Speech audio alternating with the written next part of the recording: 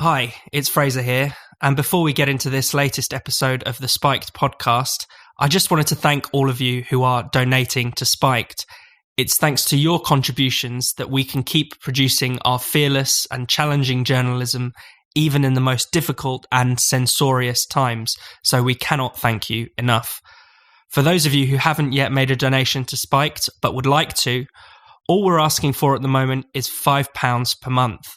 If that sounds doable, it's really easy to give by going to spiked-online.com and hitting the big red donate button in the top right corner. That's spiked-online.com and the big red donate button. Thanks in advance, and now on with the show. Hello and welcome to the Spiked podcast. I'm Fraser Myers, and joining me this week, as ever, we have Spike's deputy editor, Tom Slater. Hello. And Spiked columnist, Ella Whelan. Hi. Coming up on the show, COVID conspiracy theories, the economic impact of the lockdown, and the Labour Party's recent bout of infighting. But do you know what you're doing now? You're laying 5G. You know that kills people. 5G burning. This COVID-19 scam illusion. The stories somehow got about that they play a role in the spread of the disease. That's just nonsense. But it's very easy to say it is not true because it suits the state narrative. That's all I would say as someone with an inquiring mind. Apparently, if you look hard enough at the new £20 note, you can see a tower radiating 5G signals next to the coronavirus symbol. This is just one of the many conspiracy theories that creates a dubious connection between the outbreak of COVID-19 and the rollout of 5G, the latest generation of telecommunications infrastructure. The theory has spread so far and so fast that it has started a wave of arson attacks against telecommunications masts. Nearly 60 of those masts have now been set on fire in the UK alone. So what are we to make of the rise of these conspiracy theories? Tom, your thoughts? Well, I think in a way, coronavirus is a bit of a gift to the conspiracy theorist. You know, in the words of David Icke in an interview that he did recently, which was actually pulled down from YouTube, which we might get into, it ticks all of the boxes insofar as explaining the plot to bring about what he calls the Hunger Games society that we're headed to.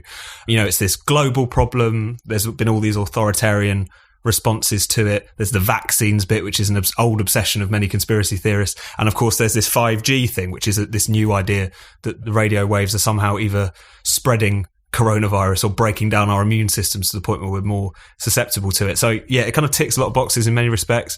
There's a long running problem with conspiracy theories, kind of feeding off of that sense that a lot of people have in the face of such kind of big global challenges, the idea that it can't just be something which has happened and that we're struggling to deal with. It has to be something that's by design, something that's by malevolent intent.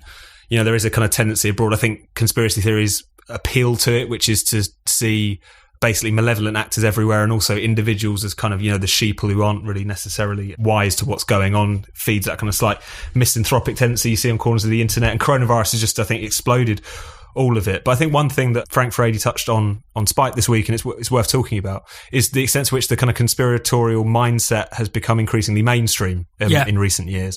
So obviously everyone's been quite shocked or having a bit of a laugh at these people, predominantly it seems in Merseyside and the West Midlands, attacking 5G phone masts. But nevertheless, there are kind of more acceptable forms of conspiracy theorising these days, whether it's Russia swung the Brexit referendum and Trump's election, even through to this week, kind of more low-level stuff. Chris Lockwood, the Europe editor of The Economist, casting doubt on whether or not Boris Johnson was as sick with coronavirus as he claimed he would be. There's this kind of tendency is actually a lot more abroad, and you can't help but feel that the kind of mainstreaming of conspiracy theories, if nothing else, will feed the kind of the more ludicrous £5 note 5G extremes of it. Yeah, and I mean, we've even seen governments embrace conspiracy theories in the coronavirus crisis. China is kind of infamously claiming that the coronavirus came from a soldier in America, which is a complete conspiracy theory, but being spread by high-up officials, high-up members of the government. So talk about mainstream, it's, being propagated by governments themselves to some extent. Ella, your thoughts? Yeah, there's always been nutty conspiracy theorists about. I remember I had a driving instructor once who was adamant that he had this tape that proved that 9/11 was staged. And, there's always been people around like that. But as Tom says, it's remarkable how perhaps not necessarily widespread, but more prevalent conspiracy theories have become. I mean, it was a funny incident, but a relatively serious one. There was this big fuss over Eamon Holmes, one of the presenters of This Morning. It was quite interesting. They had a segment on where they were sort of rubbishing 5G conspiracy theories. And Eamon Holmes said this really interesting thing when he said, you just can't dismiss this. I have an inquiring mind, and I think we should be able to talk about these things. And of course, he's right in the round that there should be nothing off the table and you should be able to talk about all sorts of things. But that's slightly different from engaging in thoughtful debate about either flat earth policies or the government setting up 5G masks around the country. But on a more serious note, part of the problem, I think, and Frank Fraser does touch on this in his column in Spiked this week, is that there's a broader problem with people feeling confident to say what's true and what's not. You have a larger problem of sort of relativism in which if everyone's opinion is equal and everything's relative to everyone, then it's very hard to say you're wrong on this and make a judgment with a certain amount of confidence. And that's slightly different to the discussion we've been having in relation to Brexit about the crisis of experts. And there's lots of people at the moment I've noticed who during the coronavirus pandemic are sort of finger wagging saying, haha, we told you, if you rubbished the concept of experts, this is where it gets you. No one knows what's true and what's false. And actually, that's not what's happened, because people are being quite respectful of the CMO and the CSO in those press briefings and are listening to the experts. But a bigger problem is that there's sort of no authority. There's a lack of authority in knowing who to turn to, what information to turn to. And that plays out in the kind of relatively serious prevalence of fake news and nonsense surrounding coronavirus, from, ibuprofen is bad for you if you take it, right up to the more crazy stuff about, people eating pangolins and this being a kind of conspiracy of countries placing this as sort of biomedical warfare.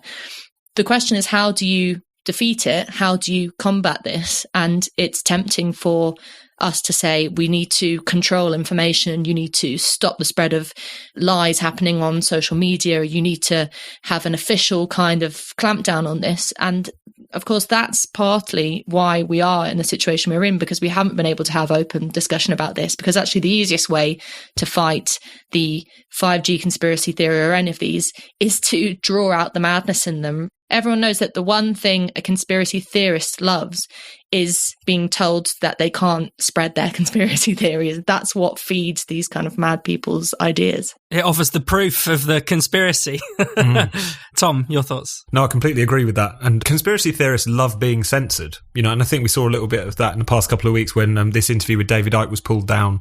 Because, as Ali was saying, it vindicates their entire worldview that, the state narrative, as Eamon Holmes put it, cannot take dissent. And that's the one thing which I think is really dangerous about the attempts to censor conspiracy theorists. YouTube has officially announced that it won't host videos which make this discredited connection between 5G and the coronavirus. Ofcom have also been probing into certain TV stations. London Live in particular kind of ran a slightly different version of that David Icke interview and are being questioned for it.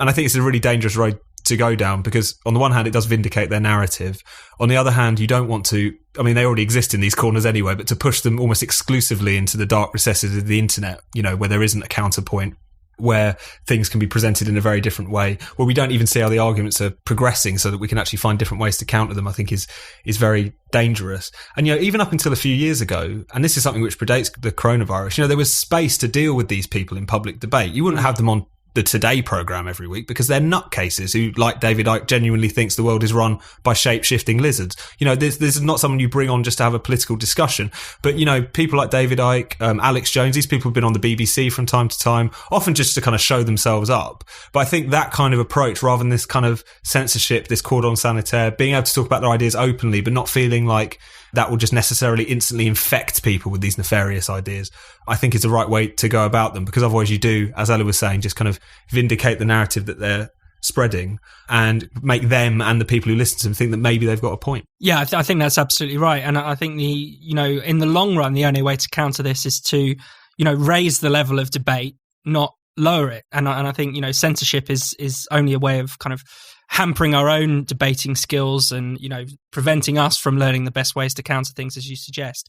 And because a root of much of this, and especially the mainstreaming of this, as is suggested by Frank's article in Spike, is the degradation of so much kind of mainstream public life. The fact that we no longer understand capitalism as a system of relations, but it's very normal to think that it's simply a product of greedy bankers or greedy Jews or greedy so-and-sos who are out to get us, all conspiring together to put people down, rather than seeing it for what it is, which is a kind of system of power relations that we could certainly challenge, but it's not down to malign intent, as is often suggested. Ella, did you want to come in? I mean, that's really important because there are instances in history that we can point to where perhaps not conspiracy theories have come true, but things have been done behind closed doors and kept secret and hidden from the public, and the truth hasn't been put out there. I mean, just to pluck one from history, I mean, the war in Northern Ireland, it's since then come out that the British state got up to all kinds of things that no one knew was happening at the time. So you have a kind of a fine line to tread between being wise to the fact that many conspiracy theories are more about the kind of problems with people not being able to come to terms with the truth or having conspiratorial minds, but that some of them are not necessarily true, but gossip, suggestion, rumour, all these things should have a place within free discourse, because every now and then the truth gets hidden. And that's, I mean, Spike has done work on this in relation to press freedom before, which is that the importance of having freedom of speech is not so that you can let every tinfoil hat wearing nut job spout off about their particular personal theory, but because by seeing the whole picture in all its shapes and sizes and madness and sensible rhetoric. And it's important to know that actually lots of these conspiracy theories are being put out by academics and journalists, not nuts balding men in their basements, is that you, by sifting through that, eventually find the truth.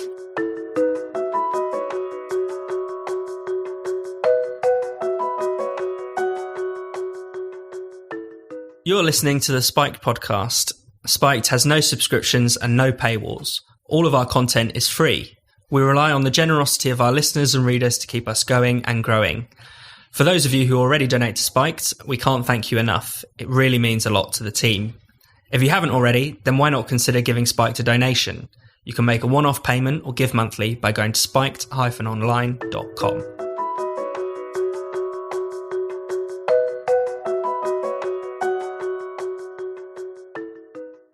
Much of the world is now living under lockdown, with governments attempting to stem the spread of coronavirus. One of the most obvious side effects of this policy has been the massive economic shock it has caused. In Britain, the Office for Budget Responsibility has forecast a drop in GDP in the second quarter of this year of 35%. It also expects unemployment to rise by 2 million to 10% of the population. For this section, we're joined by Phil Mullan, a regular contributor to Spiked on economic issues and author of the upcoming book, Beyond Confrontation, Globalists, Nationalists and Their Discontents.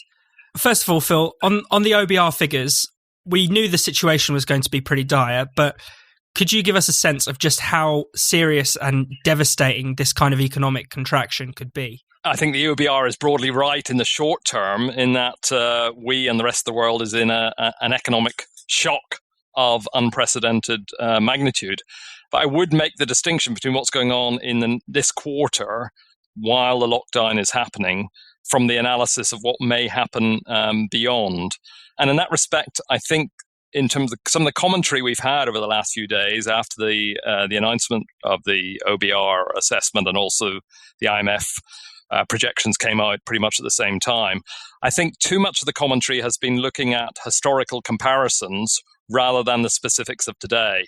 And while it's always interesting to look at what's happened in the past, I think this idea that how does this rank to the financial crash of 10 years ago or 11 years ago? How does this compare to the 1930s? Is it the same as the Great Depression, worse than that? What's the level of pain? And I think those sort of comparisons are not helping address the specifics of today, because this is a recession like no other. Because unlike every other recession, it is controlled. It is controlled as in the government has made a decision to shut down the economy. And that's very different to the working out of financial tensions and instabilities and fragilities as there was before the 2008, very different to the systemic problems which were at the root of the Great Depression. By being the result of a self-imposed shutdown, this has consequences for the way we should view it. So to take the OBR stuff, yes, it is an abrupt, brutal plunge in output. And, what they assess is a reasonable guesstimate for what will happen. If the lockdown continues for the second quarter, which is what their base assumption is, then they say from that scenario, and then things slowly ease back, then it will be short term, a third of the economy is not working. Later, things will slowly recover. But what it doesn't do, firstly, we need to disentangle the impact on output, what we're producing, from the impact on our livelihoods. I think that sort of short-term differentiation is very important to recognize. The contraction in output is predictable because we're not, most of us are working from home, or businesses are shut down, or there's no sports events going on, there's no leisure activities and so on. So that's predictable. What isn't predictable is this going to mean real pain for people over the next 3 months? And that's much more down to the government. The second thing which needs to disentangle is the extent to which this is going to have medium-term, what they call scarring effects. That's a term that's been discussed a lot in the last few days. What will be the implication later? And I think that needs to be disentangled, the direct medium-term effect of the close down from the other longer-term effect, which is that we started this cash crunch recession, as I call it, with a very, very weak economy. And it's that pre-existing weakness needs to be disentangled, as I say, from what would be the medium-term knock-on effects. Tom? So, Phil, I just wanted to get your thoughts on the government's response to this crisis so far. So it was revealed this week that just 1.1 billion of these COVID-19 bailout loans have been issued to UK firms as part of this loan scheme to keep all of these different companies on life support during this process. I think it's only 1 in 5 businesses that have actually applied and been granted the funding. So there's been a lot of questions around that. But just on the broader scope, I think, is the government doing enough? Definitely not. I think it's been a dismal failure so far. And I mean, 330 billion was the headline figure. That's, adding up all the different loans to different size companies and so on that the government was putting one side. And the pledge to do whatever it takes was one I endorsed at the beginning. I think that's a reasonable thing to do. It follows on directly from the peculiar, unprecedented nature of this recession, which is that it is self-imposed. It's a government decision to stop the economy, it stops society, and therefore businesses and individuals are being hit for no fault of their own. And therefore, it's quite legitimate for the government to say, in order to mitigate that effect of what we're doing for the health interests of the country, we will compensate. But they're not doing it. I mean, it is a shambles. Only about 6,000 companies have got loans, and there's many, many more needing the money. And they need the money this week. Most companies, average small, medium-sized company, is estimated to have about a month of spare cash. No money is coming in, and so they may just be able to squeeze through to the end of this month, but they've got their payrolls either at the end of this week on Friday, or some companies at the end of the month. That means that's when the payday is, and they've got to generate those payrolls this week. And if they don't have the cash, if they've run out of that 1 month of buffer cash, then that's when it's going to start causing companies either to lay off their workers or simply to go bust. It didn't have to be this way. That would be my main message. The decision to close the economy down is one that can be justified, and the government should be accountable for that, and it's explained why it's doing it, and that's a health factor. What is not acceptable is to raise people's expectations, business expectations, and people's day-to-day expectations, and saying, we'll do whatever it takes to compensate you, because quite clearly they haven't done that, because so many people are short of cash at the moment, and so many businesses are short of cash and unable to keep going. We'll have to question, why is there this shambles? Why is there this chaos? Why is there so many businesses trying to apply and not? I think the responsibility is with the government. Some people are trying to blame the banks, and remembering, the banks have a pretty bad reputation from 11, 12 years ago, and saying, it's just the banks being very particular and stuff. No, the key point is the lending criteria, I think, that the government have set. Because they have said that basically they want the money to be lent to companies which are solvent. And that puts an onus on the banks as intermediaries to show that the people they're lending the money to are viable. And that's an impossible thing to do in this scenario. Businesses have been told to go away and do 12-month cash flow forecasts to show that they are solvent. It's ridiculous in this scenario.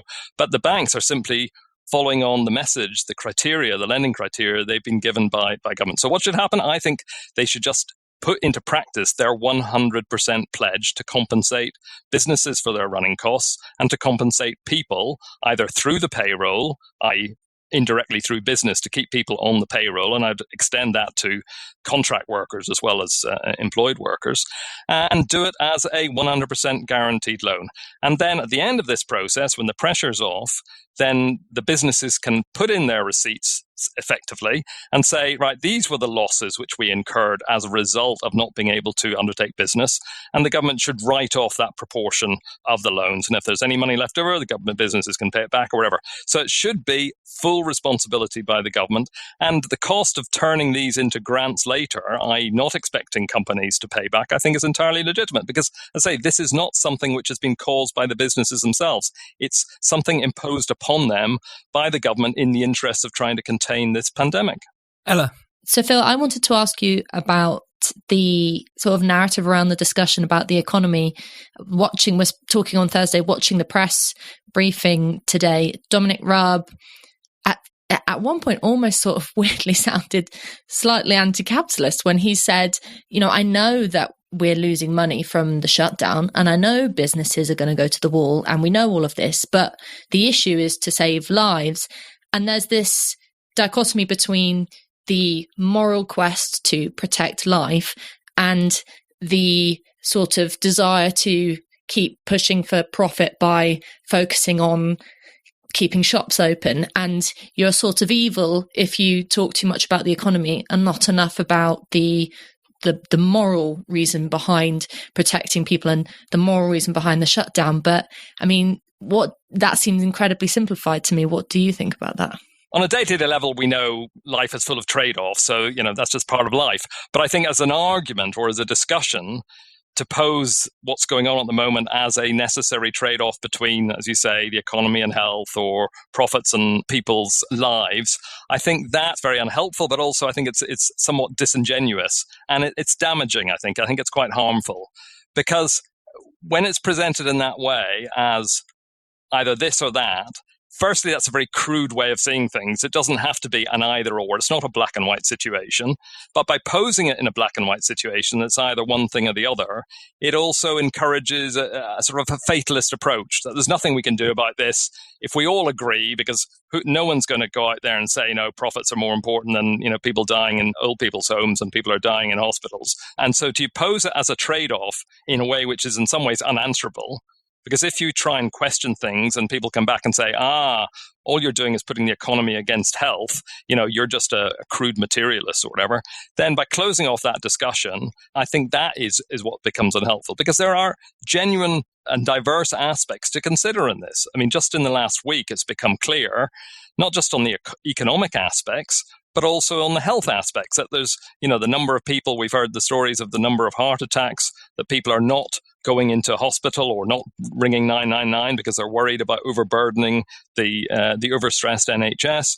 We have situations where cancer patients are not getting the treatments or the operations which they were expecting. So this has health consequences as well as economic ones, and those things need to be discussed. And if everything is posed too blandly in it's this or health, the economy or health or anything else, that this is the only thing we can consider, nothing else can be traded off against it, then it disparages having any discussion about those things. And then I think that is also going to create a lot of social divisions about that, because it's going to build up frustrations and build up an antipathy to what's going on, which is unnecessary. Much better to have things openly discussed. And finally, Phil, what does the kind of post-coronavirus economy look like? What kind of trends do you think are being accelerated or, can we see emerging from this? And maybe what do you think it should look like instead if you disagree with kind of how things are shaping up? I think it looks pretty grim. I think it looks pretty brutal. But I think we do have to separate out two different things, which is there will be a lot of speculation about how the closure has ripple effects or repercussions on different parts of the economy. If the government continues to fail as it is on the question of compensating people and keeping people in work and keeping people with income, which is what it should be doing, if that happens, then more people becoming unemployed, falling out of the labour market, they'll say, well, that will have an impact. If there's more and more uncertainty about the possibility of a second wave because there isn't a vaccine yet or whatever, then that may have an impact on business investment and so on. Those things, yes, we can discuss. But much more importantly, to disentangle from that, is the recognition, the honest recognition that we entered this pandemic with huge problems beforehand. And that's something which the government is, in a sense, in denial about. I mean, this week, Rishi Sunak, the Chancellor, whenever he responded to the OBR report, he came out with this claim that we began this recession with a fundamentally sound economy, he said. Now, that is rubbish, right? And to spread that false presumption that things were really okay, and therefore once we're through this bad patch, which we all have to grin and bear through that, and if we behave ourselves and social distance and so on, then things will be okay and we'll get back to normal. That is deceptive and delusory, and I think it is very unhelpful for society because it's dishonest. I'm not saying necessarily the government's being openly dishonest. Maybe they think they're trying to buoy up people's spirits, but when you have a economy which has been flatlining for the last 10 years, when productivity's been going nowhere, when living standards for people have been either flat or in some cases declining, then this recession is then superimposed on top of that decrepit economy. And the idea that things are going to bounce back because we were fundamentally sound is, I say, very, very misleading and is going to aggravate the damage which comes after. I mean, this should be an opportunity, an economic opportunity, because what this recession has done, self-imposed as it is, health-related as it is, but what it's done is exposed the fact that there are a hell of a lot of companies there, just one thing it exposed, a hell of a lot of companies there who are extremely debt-dependent, right? People have known that, but no one's been too willing to challenge it because things have just trickled along and we've muddled through over the last period with debt dependence. Now, people realize, well, actually, this is a bit of a problem. That's why a lot of companies are even worried about taking loans because, they can't afford their existing loans. They're just on the edge. So the extent to which this is a catalyst and opens up the recognition that things are worse than fundamentally sound, then that can invite a good discussion, a good debate about what needs to be done. So I think the first thing we need is some honesty from the government, not this delusion that everything will turn out all right and we'll bounce back again. In that sense, it should be an opportunity to be able to have that bottom-up discussion about the sort of fundamental restructuring we need at an economic level to rid ourselves of these zombie businesses which are just keeping their heads above water, giving jobs to people, but not very good quality jobs and pretty low-paid jobs, gives an opportunity to say, well, that's not good enough. We need a different type of economy. We need to reset the economy, and we can use the trauma and the tragedy of this health crisis, of this health pandemic, as a springboard to actually, in the next 2-3 years, get the economy back in a stronger position. But if we don't do that, the damage is going to be longer running. The pain for people is going to be much more prolonged than it needs to be if the government continues this pretense that really everything was all right before COVID-19 came along.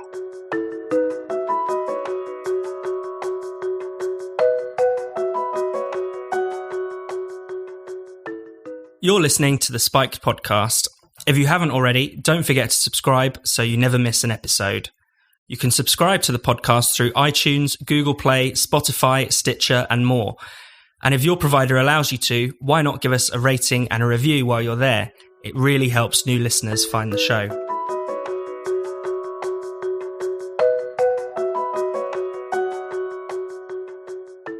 In the dying days of Jeremy Corbyn's leadership, members of his team were tasked with preparing a report to give Labour's side of the story in relation to the EHRC investigation into anti-Semitism within the party.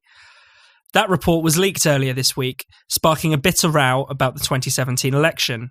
The messages sent between Labour Party staffers paint a picture of a party machine intent on sabotaging Corbyn's election campaign in order to replace him with a more amenable centrist leader. The leak has sparked another round of Labour infighting, and Labour leader Keir Starmer has promised an inquiry into the report. Ella, what are your thoughts on this latest episode in Labour? It's quite remarkable, actually, just to hammer home how divided and how fractious the Labour Party is in its internal workings. I mean, politics is a dog-eat-dog world, but I feel for anyone involved in the Labour Party, because the really striking thing about this report was not just that there were individuals like the former General Secretary, Lord McNichol, but there was also within this report huge amount of information about private WhatsApp messages of people privately calling Diane Abbott something horrible, or saying someone had a hatchet face, or, Seamus Milne was a mentalist, and all these things that normal people say to each other in the privacy of their WhatsApp groups. And show me one political party that isn't brutal in some forms. And, wake up. This is the world of politics. People do this kind of stuff. It's not all nice handshakes and upfront sort of interactions. Things happen behind the scenes. But the obviously serious point about this is a situation in which, for political gain, people weaponized anti-Semitism, either to, on the pro-Corbyn side, saying anti-Semitism isn't a problem in this party, it's people cooking it up and saying that we are anti-Semites because they hate us. And it seems from this point on the other end, you had people like Lord McNichol and others basically allowing things to get so bad in terms of anti-Semitic bigotry, so that essentially the shit would stick to Corbyn. And, if anyone who's a Jewish Labour supporter or member out there should feel sick at this, and it doesn't matter if you're Jewish or not, it's pretty disgusting. This is the lowest kind of political battling to use bigotry and racism to score political points. So it really doesn't look good for Labour Party. And let's not forget that it really hasn't bounced back or come out of the anti-Semitism saga. It doesn't matter that Corbyn's gone, and it doesn't matter that Keir Starmer's now the leader. That is still very much an open question, and you still very much get the sense that the Labour Party and its members are still split on this eternal question of either they're prejudiced against Jews or they're lying about prejudice against Jews. And that's going to be a problem for a while, I think. Of course, one of the most remarkable things is that most of the row that has followed the leaking of this report has had nothing to do with anti-Semitism at all. And that entire discussion that you've just alluded to, Ella, has been completely ignored and buried by the Corbynistas, I suppose, in quite typical fashion. Instead, the main bone of contention that has come out of it has been whether Ian McNichol and co sabotaged the 2017 election, an election that, for some reason, the Labour Party or many of Corbyn's biggest fans contend that they were in within a hair's breadth of winning, when, yes, they did much better than expected, but they still lost quite badly and lost by nearly, close to 1 million votes. Tom, did you want to talk a bit about that? Quickly, just want to come to the anti-Semitism thing, because it's worth putting a finer point on this, because as far as we know, this was a report that was commissioned by the former leadership. We don't really know who authored it. All of that's a little bit unclear. But as you say, there is something so remarkably, almost hilariously Corbynista about setting out to do a report into anti-Semitism in the Labour Party, or a supplementary document as they were going to submit it to the Equalities and Human Rights Commission, and it just descending into recriminations about factional infighting and not backing the leader and backstabbing the leader,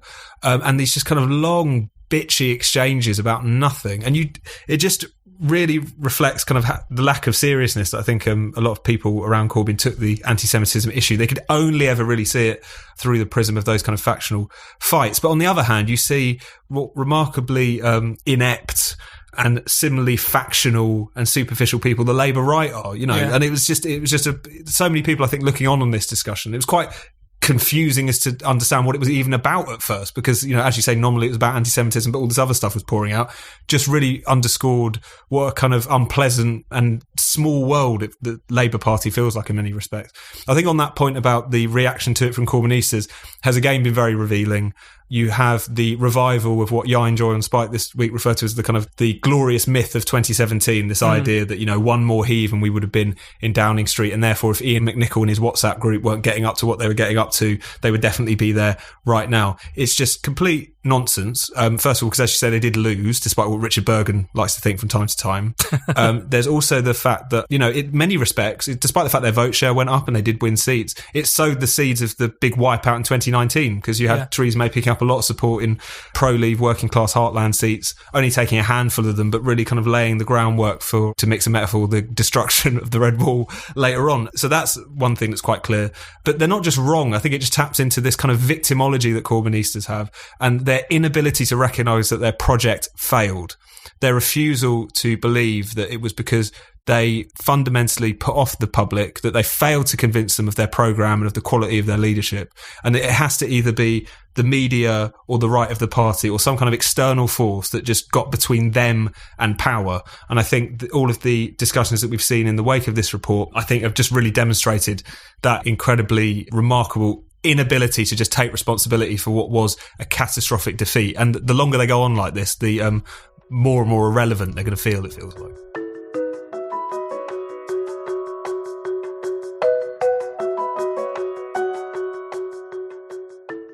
You've been listening to the Spiked podcast. For more Spiked content, don't forget to keep visiting us at spiked-online.com, where you can also make a donation or treat yourself to something from our shop.